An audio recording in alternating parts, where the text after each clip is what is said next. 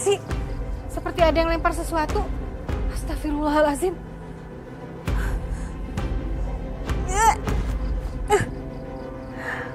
Bau telur busuk. Ketika saya keluar rumah, Mbak, saya sudah melihat kaca jendela saya penuh dengan pecahan tomat dan telur busuk. Saya sama anak saya sampai mual-mual.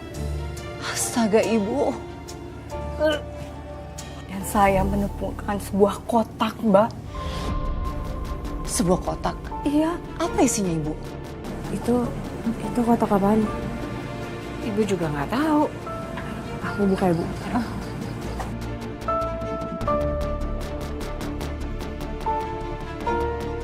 Awas, hati-hati, Lin.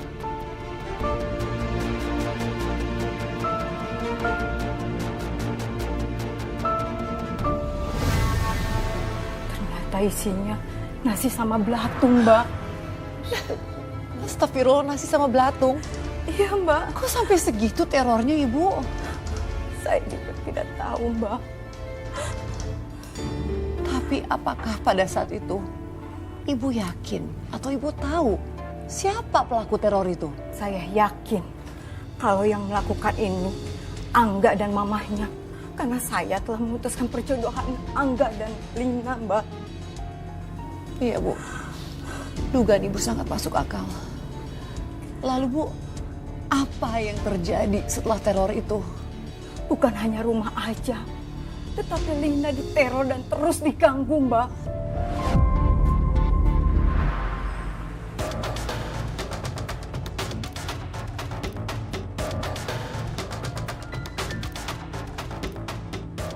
Perasaan aku kok kayak nggak enak ya.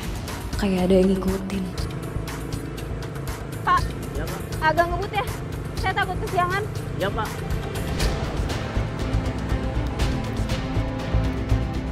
Orang itu maunya apa sih? Kenapa dari tadi dia mepet terus ke ojek? Pak, minggir Pak.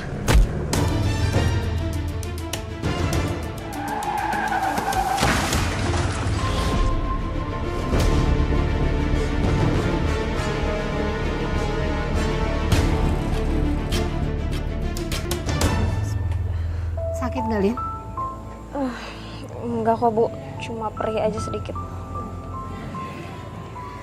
Kamu nggak tahu siapa pengendara motor itu?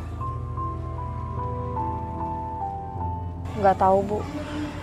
Orangnya pakai baju hitam-hitam.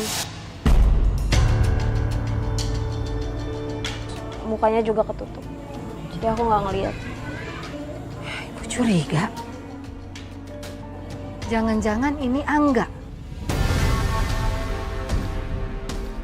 Jangan-jangan dia yang mau nabrak kamu.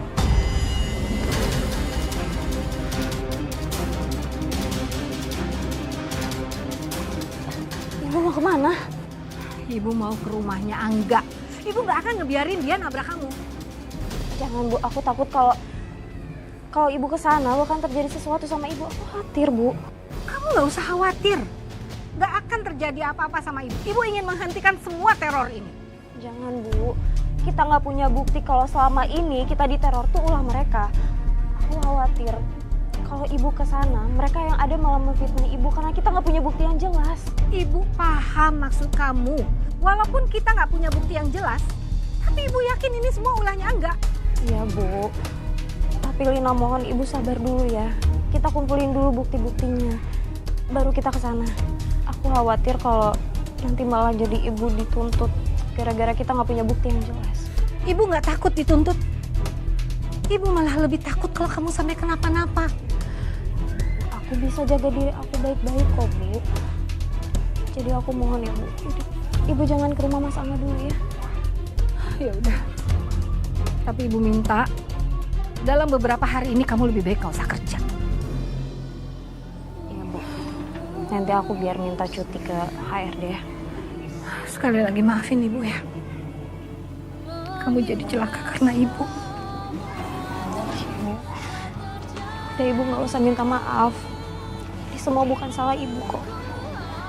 Aku malah seneng karena ibu udah obatin luka aku. Bahagia walau tanpa kamu.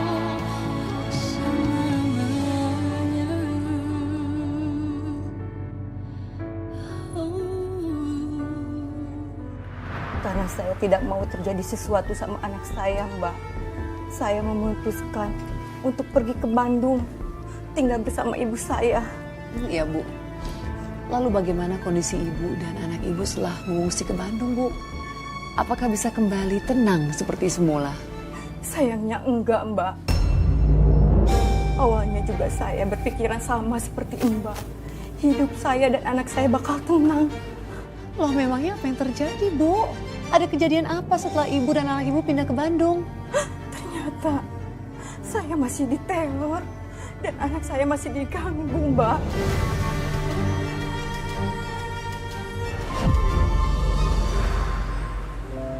Kamu kenapa sih? Ibu perhatiin tuh kamu senyum terus.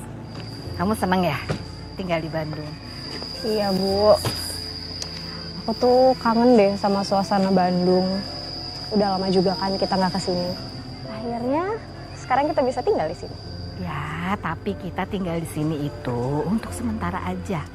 Sampai kamu sama ibu benar-benar aman.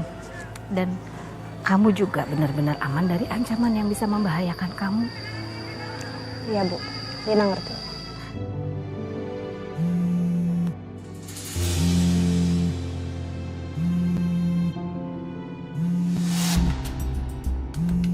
Dari Angga.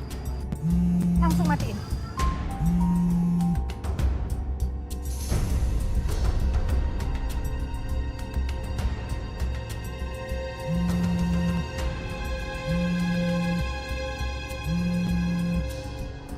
Ini nelfon lagi.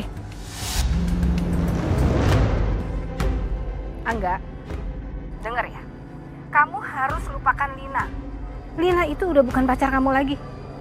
Dan satu lagi, kamu jangan pernah ancam anak saya. Atau saya laporkan kamu ke kantor polisi.